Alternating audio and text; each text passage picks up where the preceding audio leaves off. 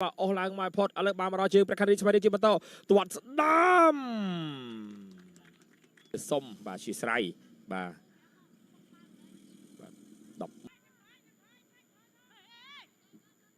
ក្រោះចូលមកខាងក្នុងពីព្រះខ័នរាជស្វ័យរៀងទាត់សម្រេចក្របទី7តែម្ដងបាទកីឡាករនីឈិតសាភឿនសុទ្ធបាទឋានចន្ទថនចាស់ក្របបាល់មួយគ្រាប់បាទបញ្ជូនឡើងមកខាងលើពីព្រីទីរ៉ៃបាទមិនបានសម្រេចពាក់អាវលេខ10របស់ក្លឹបបាល់ទាត់ព្រះខ័នរាជស្វាយរៀង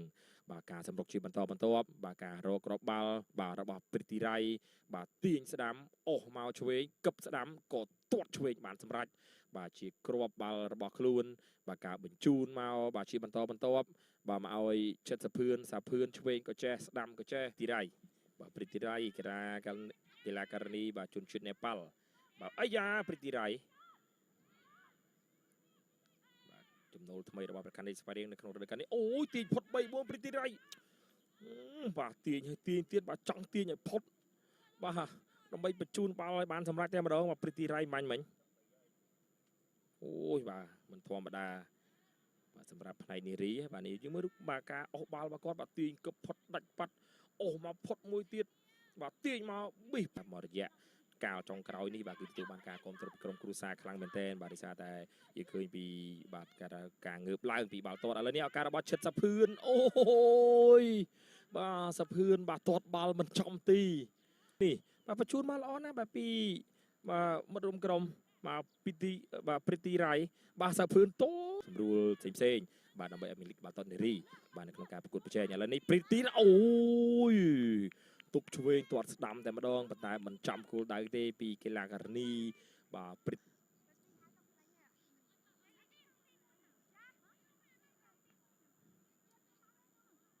បាទទាត់ស្ដាំរកបានគ្រាប់បាល់ទី3របស់ខ្លួននៅក្នុងការប្រកួតបាទទាញមួយល្អមែនតើទាញល្អមែនតើមកពីកីឡាករនីរិនដាណេបាទទាញពីព្រីទីរ៉ៃកាត់មកជាបន្តរួចមកដូរីធីមហ្គោលគ្រាប់បាល់ទី18ព្រះខ័នរាជស្វាយរៀងបន្ថែមមួយយើងបាទលេងពាក់កណ្ដាលតារាងយកតែម្ដងបញ្ជូនឡើងមកខាងលើទាញមួយល្អណាស់ឱកាសរបស់បាទព្រះខ័នរាជស្វាយរៀងព្រីទីរ៉ៃអូយបាទស្ដាយមែនទែនបាទអស់ហើយបាទអស់ទាំងខ្លួនឯងទៀតបាទទាត់អស់បាទទប់ទាញអស់ឡើងមកខាងលើព្រីទីរ៉ៃបាទមិនបញ្ជូនមកឲ្យកុយម៉ានូបាទគាត់ព្រះខ័នរាជស្វាយរៀងអាចបន្ថែមគ្រាប់បាល់បានប៉ុន្មានគ្រាប់ទៀតបាទព្រីទីរ៉ៃទាញមួយពីព្រីទីរ៉ៃអូយទាត់ថងបាទទប់ពីបាទព្រីទីរ៉ៃអូយ